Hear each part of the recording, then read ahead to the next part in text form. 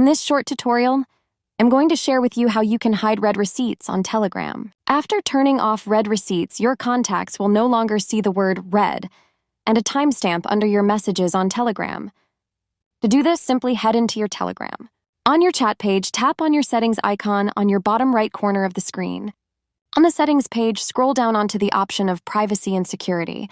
Then select this option of last seen and online. To hide your read receipts, you will ensure to hide your last seen first. So in the section of who can see my last seen, mark as nobody.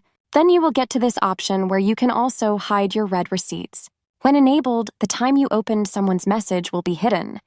Put in mind that their message receipts will also be hidden from you unless you subscribe to Telegram Premium. That's how easy it is to turn off read receipts on Telegram.